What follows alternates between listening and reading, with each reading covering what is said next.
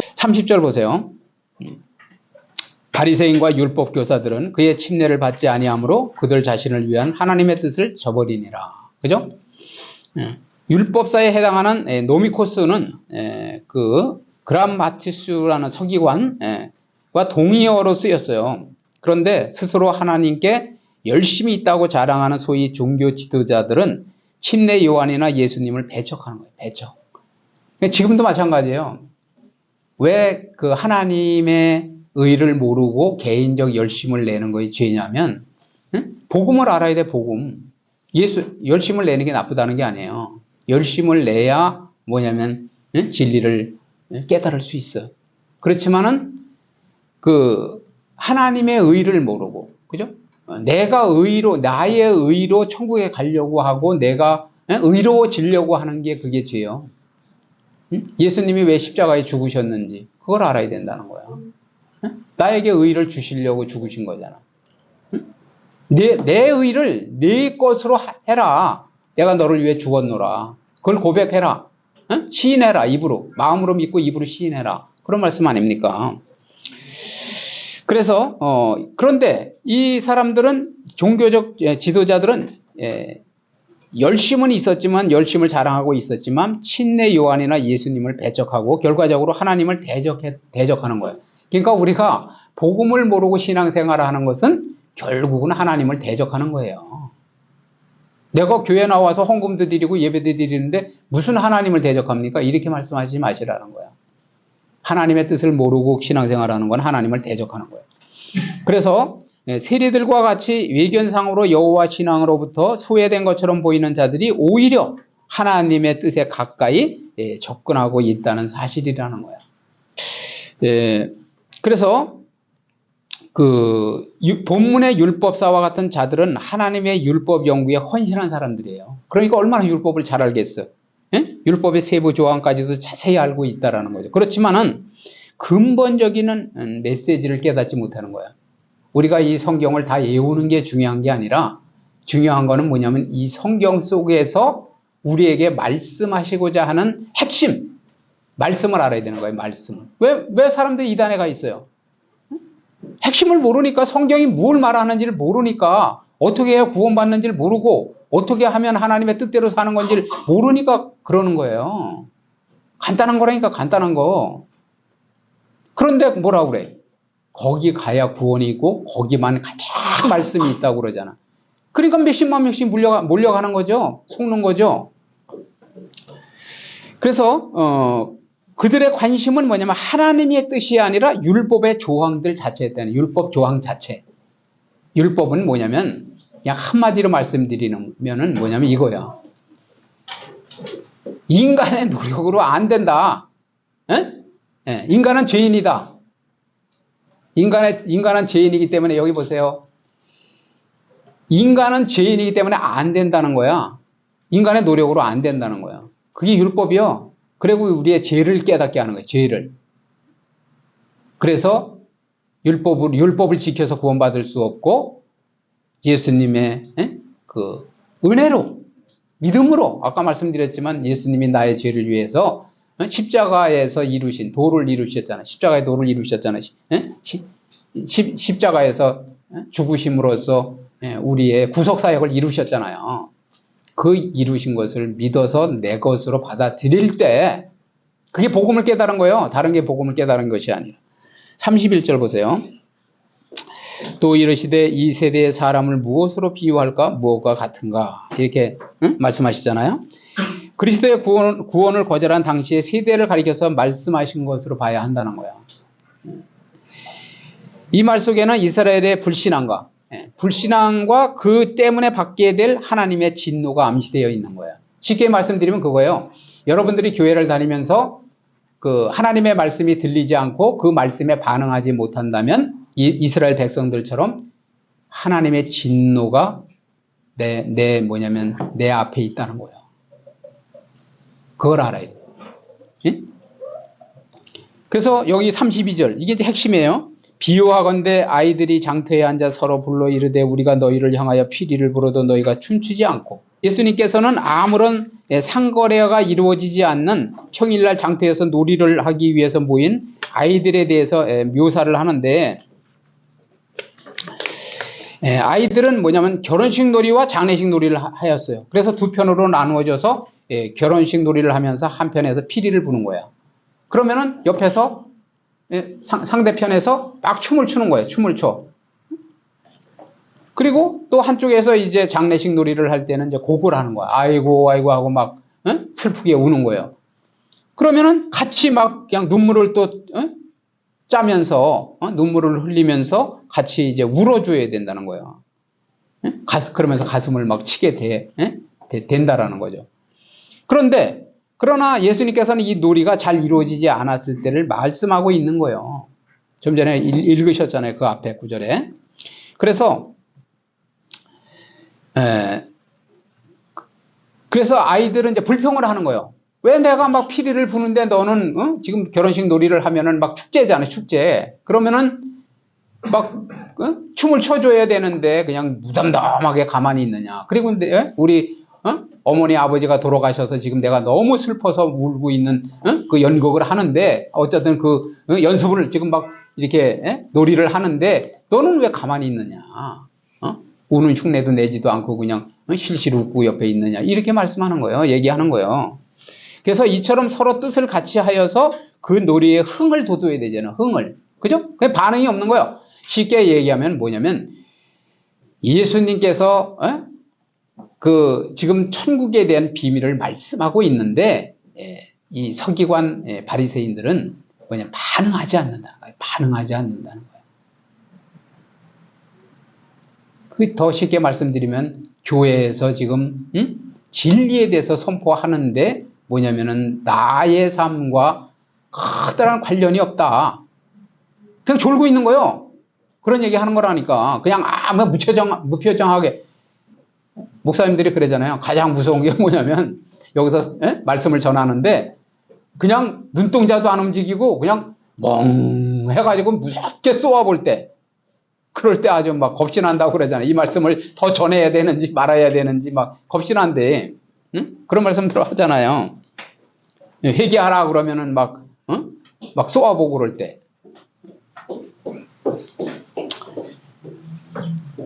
그래서 뭐냐면 어느 쪽에도 응하지 않는 아이들처럼 그 당시 유대인들도 자기의 의를 내세우는 거예요. 자기의 의.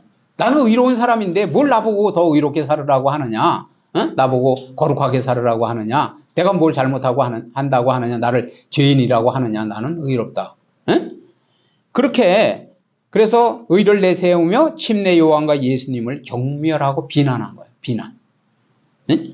그것을 말씀하고 있는 거예요. 그래서 그들은 회개의 침례를 전파하며 공의를 선포하는 침례 요한을 귀신에 들린 자라고 비난하고 또 세리나 기타 죄인 취급받는 자들과 교제하면서 아까 말씀드렸죠. 세리는 그렇게 돈을 더 걷어서 자기 재산으로 착복을 하고 그 압제자의 뭐냐면은 그 돕는 역할을 했다. 그렇기 때문에 도둑으로 생각을 하는 사람들과 예수님은 가까이 하시면서 뭐냐면은 그들을 긍휼히 여기신 거죠. 주님은.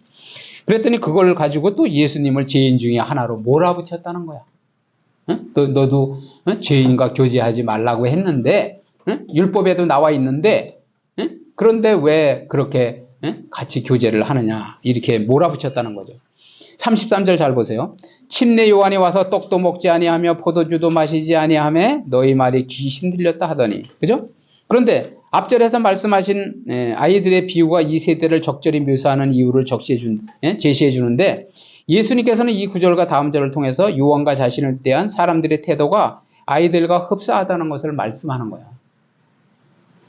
그래서 요한은 광야에서 생활하면서 떡이나 포도주를 먹지 않고 메뚜기와 석청만을 먹었어요. 그리고 뭐냐면 거룩하게 살았단 말이에요. 왜냐하면 나시린처럼 살았다는 거예요. 그래서 나시린은 하나님께 이제 그 구약의 나시린은 뭐냐면은 자기가 서원을 하는 거예요. 서원. 아니면 부모가 서원을 하잖아요. 저도 우리 아들을 뭐냐면은 서원할 뻔했어요.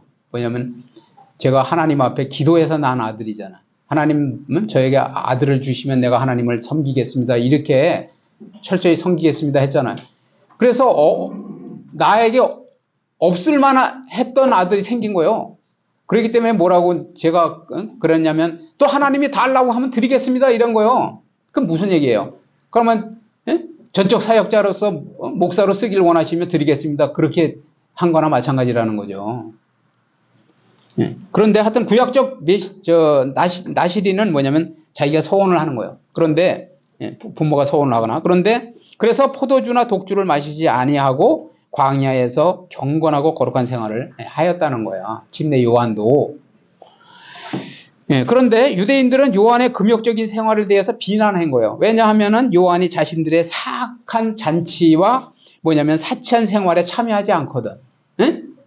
그러니까 오히려 자신들을 그러면서 자신들을 막 책망하니까 그렇게 몰아붙였는데 그래서 유대인들은 광야에서 평범하지 않은 생활을 하는 요한을 가리켜서 귀신을 들렸다고 비난을 한 거예요. 그런데 이것은 앞절에서 비유로 말씀하신 바 장터의 아이들이 자신들의 행위를 따라 주지 않는다는 이유로 불평하고 싸울 때까지 싸움에까지 이르는 것처럼 이 세대 사람들도 그와 같다는 것을 보여준다라는 거죠. 그래서 그런데 보세요. 또 이제 반대로 34절 인자는 와서 먹고 마시면 너희 말이 보라 먹기를 탐하고 포도주를 즐기는 사람이요 세리와 죄인의 친구로다 하니 이제 반대로 얘기하잖아요. 보세요. 예수님께서는 요한이 하는 것처럼 금욕적인 생활을 하지 않으신 거야. 그죠? 그래서 다른 사람들처럼 떡과 포도주를 먹고 마시며 자유로이 교제를 하셨단 말이에요. 그런데 이는 예수님께서 말씀하신 바 혼인집 손님들이 신랑과 함께 있을 때 금식할 수 없다. 그죠? 아니 잔치집에 가서 금식하는 사람이 가장 미련한 사람 아니에요? 율법에도 그렇게 또 예외 규정이 있어. 그런데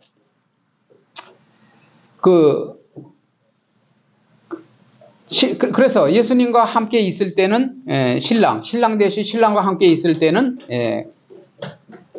금식할 수 없다고 이제 말씀하셨잖아요. 그래서 어떤 형식적인 틀에 얽매이는 것이 아니라 자유로운 가운데서 진리의 본질과 참된 생명의 도를 가르치시고자 하셨다라는 거죠. 그래서 특히 세리들과도 상종하신 것을 보면 예수님은 인위적인 형식과 제도에 얽매이지 않고 제도권 밖의 사람들에게 특별한 사랑과 뭐냐면은 온정을 베푸신 거야. 그러니까 우리도 여러분들이 이제 주님의 마음을 깨닫는다면 여러분들의 시야가 어디에 있어야 되느냐면 외형적으로 잘 그렇게 바르게 살려고 하는 사람보다는 정말 주님의 말씀을 듣고 싶어하고 또 그리고 이 인간의 죄의 본질을 원죄를 깨닫고 정말 나는 하나님이 필요한 존재로구나. 그리고 내가 구원을 받아야 천국에 갈 수 있는 존재라구나 하는 것을 깨달은 가슴을 치고 생활은 어려워서 교회를 자주 나올 수 없는 형편이지만 간절히 사모하는 사람들을 여러분들이 영적으로 육적으로 섬길 줄 알아야 돼요. 그것이 주님이 하신 것이요 주님의 마음이라는 거야. 우리가 예를 들어서 예수님이 아까 그런 도둑질을 하는 그러한 세리들을 멀리하고 바리새인 서기관과 같은 그러한 종교 지도자들만 가까이 했느냐고요. 그렇지 않잖아요. 그래서 바리새인과 서기관들은 예수님께서 자기들처럼 율법적인 금식을 하지 않고 먹기를 탐하고 포도주를 즐기는 자라고 폭언을 일삼았어요. 그런데 요한에 대해서는 떡과 포도주를 먹고 마시지 않는다 해서 또 귀신 들렸다고 해요. 그럼 어떻게 되는 거예요? 상반되는 거 아니에요? 예수님은 이렇게 또 드신다고 해가지고 포도주를 즐기는 자라고 먹기를 탐하고 이렇게 얘기하고 요한에 대해서는 떡과 포도주를 먹고 마시지 않는다고 해서 귀신 들렸다고 비난하더니 오히려 이제는 예수님을 향하여서 그 반대 이유를 들어서 비난한다라는 거죠. 그러니까 율법의 본질을 알고 정신을 알고 여러분들도 신앙생활을 해야 돼요. 응? 율법이 나쁜 게 아니에요. 율법을 지키면 복이 되는 거예요. 그렇지만은 우리가 율법을 지켜서 구원을 받을 수 없는 것이기 때문에 복음을 먼저 깨달고 예수님의 의를 받아들이고 그 다음에 율법을 우리가 또 중하게 여기고, 왜냐하면 율법은 우리의 한계성을 깨닫게 하고 죄를 깨닫게 하기 때문에 뭐냐면은 율법을 온전히 알면 내가 지킬 수 없다는 걸 알기 때문에 다른 사람도 정죄하지 않는다는 거죠. 다른 사람도 나도 못 지키면서 남을 정죄하겠어요? 못하죠. 그러다 보면은 뭐냐면 예수님과 같은 그런 세리와 같은 그런 사람들도 긍휼히 여기고 같이 친구가 되어 주면서 뭐냐면 예수님의 의를 전한다는 거예요. 복음을 전한다는 거예요. 그래서 그들이 비난한 대로 만일 예수님께서 탐식가여 술주정꾼이셨다면 율법의 기준대로 한다면 돌에 맞아 죽어야 하는 거예요. 그런 죄에 해당하는 거예요. 따라서 바리새인과 서기관들의 비난은 곧 예수님을 정죄할 뿐 아니라 그를 이단자로 취급하고 있음을 보여준다는 거예요. 그래서 세리와 죄인의 친구로다 하니 이러한 비난은 특별히 세리 마태의 집에서도 베푼 장치대. 우리가 먼저 읽어봤잖아요. 5장 27절 32절. 지금 1장부터 7장까지 왔으니까 5장에서도 그런 일이 있었잖아요. 그래서 예수님은 세리 마태의 경우 외에도 사회적, 종교적으로 소외당한 자들에게 많은 관심을 나타내셨어요. 그때도 주인의 집에 들어갔다고 막 몰아붙였단 말이에요. 그래서 이런 관심은 특히 잃은 양 비유와 또 잃은 드라크마의 비유, 그리고 돌아온 탕자의 비유에도 우리가 좀 뭐냐면은 여러분들이 잘 이해를 해야 되는 게 뭐냐면,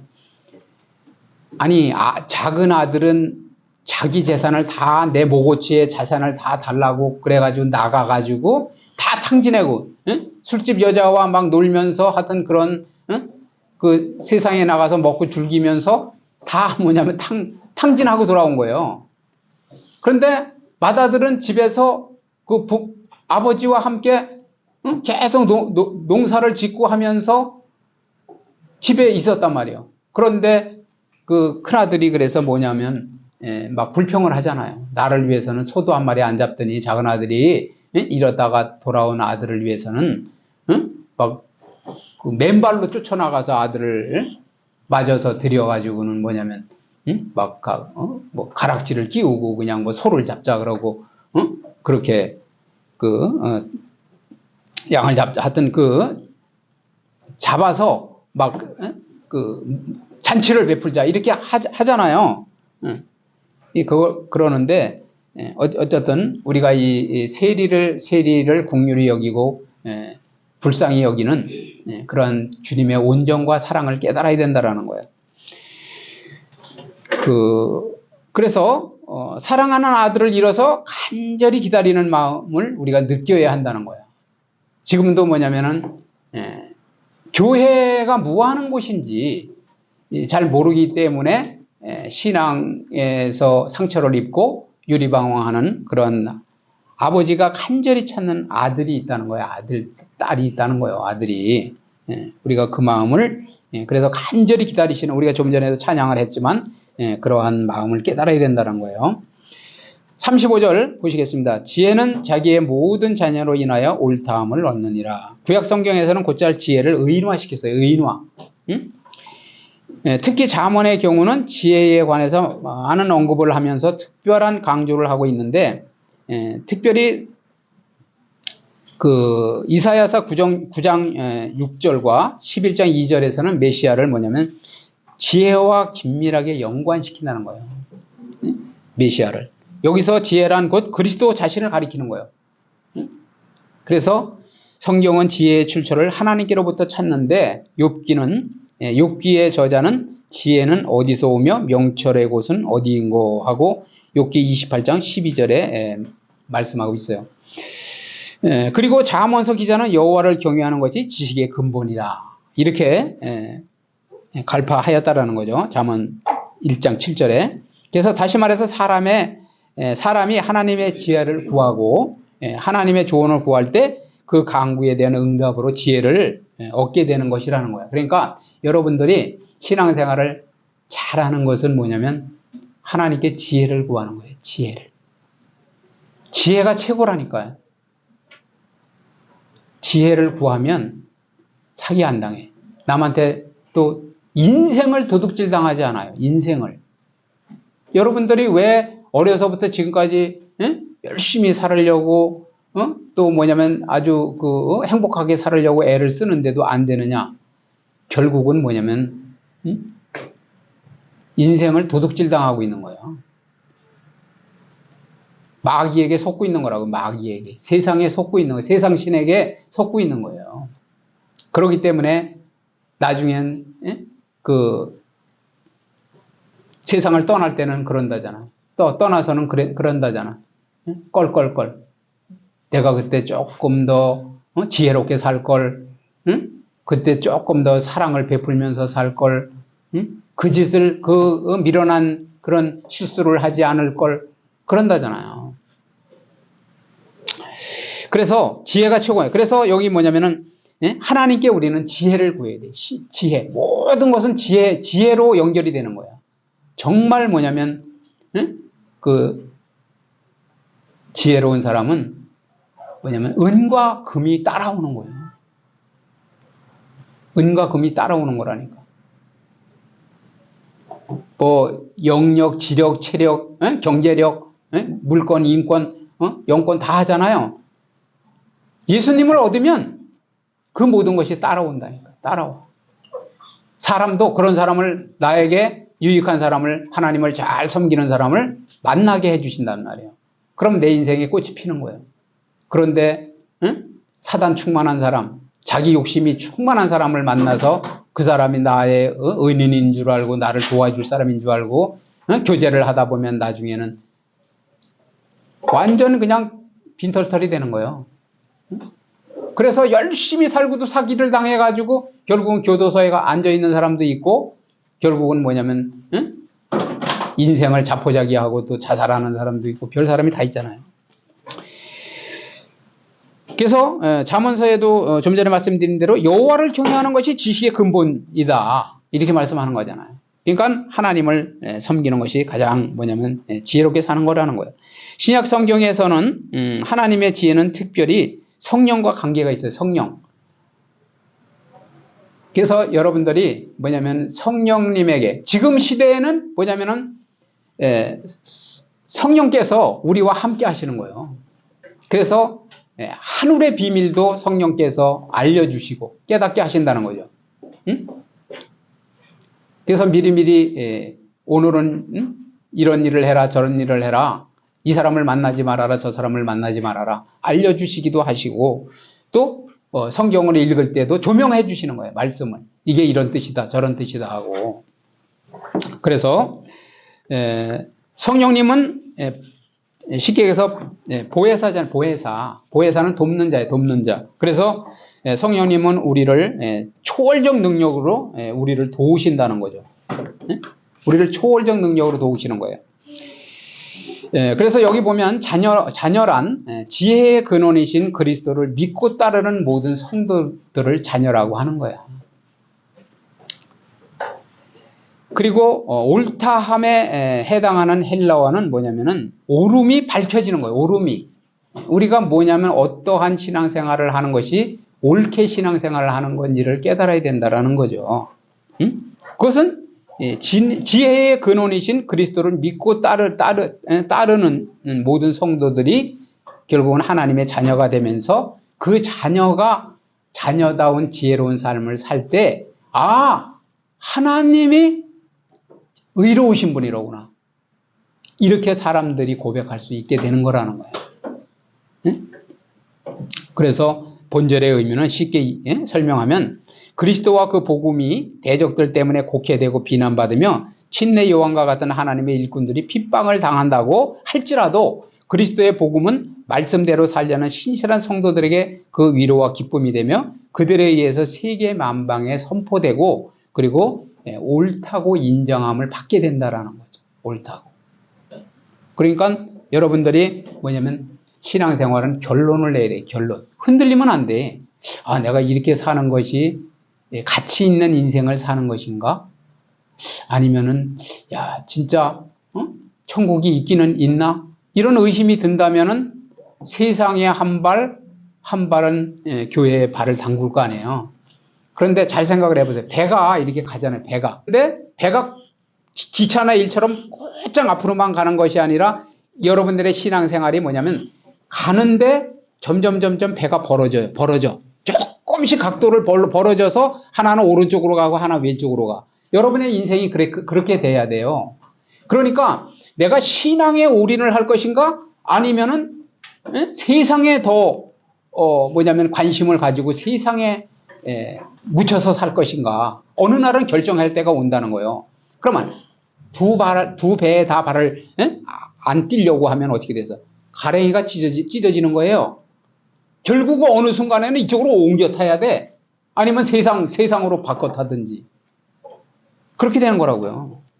그러니까 여기도 뭐냐면은 대적들 때문에 곡해되고 비난받으며 침례 요한과 같은 하나님의 일꾼들이 핍박을 당한다. 우리가 믿음 생활하면서 큰 유익이 없는 것 같으면서도 욕만 먹고 세상 사람들로 인해 손가락질 당하고 너 그렇게 열심히 뭐 신앙생활을 하지만 뭐 있냐고 왜 그렇게 못 사느냐고 하더라도 여러분들이 정말 그 신앙의 지조를 지키고 그 하나님 앞에 올인을 할 때 하나님께서 결국은 세계 우리의 모든 모습이 세계 만방에 전파가 되는 거야.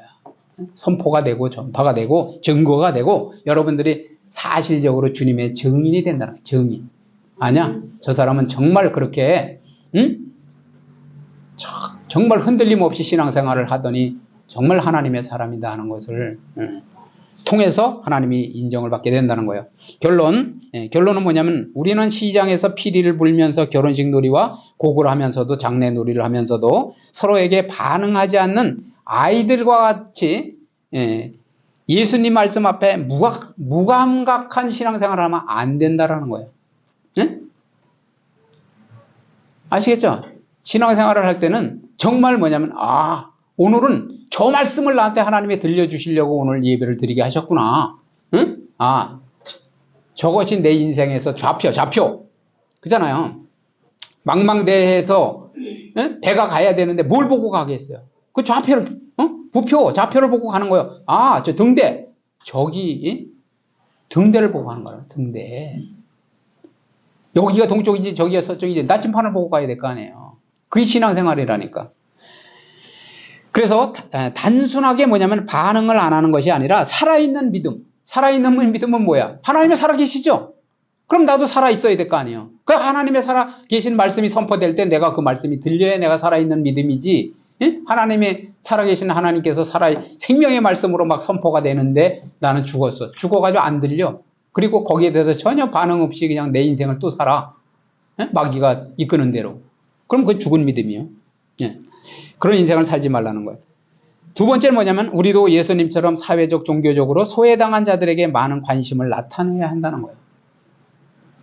세리를 가까이 하시면서 긍휼히 여기시고 불쌍히 여기시고 온정과 사랑을 베푸신 주님처럼 우리도 이 세상에서 정말 살아보려고 아무리 노력해도 안 되기 때문에 길을 찾고 진리를 찾는 사람들이 있다라는 거예요. 그런 사람들에게 온정을 베풀고 여러분들이 먼저 주의 사랑을 깨달았다면 그 일에 여러분들이 쓰임 받으시기를 바랍니다. 세 번째는 뭐냐면 고린도전서 1장 23절부터 25절까지 한 목소리로 함께 25절까지 합독하시겠습니다. 우리는 십자가에 못 박힌 그리스도를 전하니 유대인에게는 거리끼는 것이요 이방인에게는 미련한 것이로되 오직 부르심을 받은 자들에게는 유대인이나 헬라인이나 그리스도는 하나님의 능력이요 하나님의 지혜니라. 하나님의 어리석음이 사람보다 지혜롭고 하나님의 약하심이 사람보다 강하니라. 그럼 뭐예요? 유대인들에게는 거리낀다고 그러잖아요. 그러니까 교회가 신앙생활이 거리낌이 되면 안 돼. 발판이 돼야 돼, 발판. 여러분들이 여러 가지 환난과 핍박이 있다 하더라도 신앙생활 하면서 어려움이 온다 하더라도 그것을 밟고 발판 삼아서 일취월장을 해야 되는 거예요. 그 다음에 또 이방인에게는 미련한 것이라고 그러잖아. 그러니까 이 세상 사람들은 교회 가는 사람들을 다 미련한 사람이라 그래. 거기 가면 돈이 나와, 떡이 나와, 밥이 나와. 뭐가 나와? 왜 교회를 그렇게 생명 걸고 가느냐 이렇게 얘기한다는 거예요. 그 다음에 그러나 오직 부르심을 받은 자들에게는 유대인이나 헬라인이나 그리스도는 하나님의 능력이요. 예? 그러니까 먼저 제가 말씀드렸잖아요. 가난한 자나 많이 배운 자나 못 배운 자나 거천한 자나 차별이 없어요. 차별이 없고 하나님께 부르심을 받은 우리에게는 능력이야. 능력. 능력이 뭐예요? 사단을 물리치고 나의 인생을 도둑질 당하지 않고 뭐냐면 세상 사람들의 세상을 정복하고 여러분들이 그 리더가 되는 거예요. 리더. 영적 리더가 돼서 사람들을 방향을 틀어줘야 돼. 아, 당신은 지금 인생을 잘못 살고 있어. 그러면 여러분들이 만나서 뭐 차를 마시고 밥을 먹으면서 뭘 조언해 줄 거예요? 그런 능력을 가져야 사람들을 뭐냐면 이끌어 줄 거 아니냐 이거요. 능력을 가져야. 하나님의 능력이라는 거예요. 그리고 지혜, 하나님의 지혜라고 말씀하잖아요. 25절을 보시면 하나님의 어리석음이 뭐냐면 사람보다 지혜롭다는 거예요. 하나님은 아무리 어리석은 것 같이, 하나님이 아무리 어리석은 그런 것 같이 보여도 뭐냐면 사람보다는 지혜롭다라는 거죠. 그 다음에 하나님의 약하심이 사람보다 강하다는 거예요. 그걸 알아야 돼. 그러면 우리가 하나님의 능력을 덧입고 하나님의 지혜를 얻는다면은 가장 뭐냐면 어리석은 것 같으나 지혜롭고 뭐냐면 약한 것 같으나 강하다는 거죠. 강한 거예요. 저 사람은 겉으로 보기에는 정말 뭐 보잘것없어 보여도 엄청 강한 그런 지혜로운 삶을 살게 되는 것이라는 거죠. 그래서 살아계신 하나님의 말씀 앞에 늘 깨어 있어야 돼요. 우리는 깨어서 하나님이 기뻐하시는 산 제사를 드려야 돼요. 죽은 제사는 뭐냐면은 구약 때와 같이 나의 죄 때문에 드리는 그런 제사가 아니라 그냥 죄 없는 양을 잡아 죽이는 거예요. 수백 마리 수천 마리 잡아 죽이면 뭐합니까? 내 죄가 깨달아지질 않는데, 그리고 똑같은 죄를 또 반복하는데, 그게 구약 제사예요. 그래서 예수님께서 뭐냐면 단번에 자기를 제물로 드리신 거 아니에요. 자기가 손수 어린 양이 되셔서 내가 십자가에서 그 고통, 피와 살을 찢기시고 대못에 박히심으로써 영원한 너희의 저주를 갖다가 내가 해결해 주겠다. 그러므로서 네가 그것을 믿는다면 하나님의 자녀가 되는 것이요, 천국에 갈 수 있는 것이요, 영원한 그 상급을 받을 수 있는 거예요. 기업을 받을 수 있는 거다는 것을 말씀하시는 거예요. 그렇기 때문에 우리가 산 제사로서 하나님께 영광 돌려드리는 복된 삶을 사시는 저와 여러분이 되시기를 주님의 이름으로 축복합니다. 축원을 드립니다.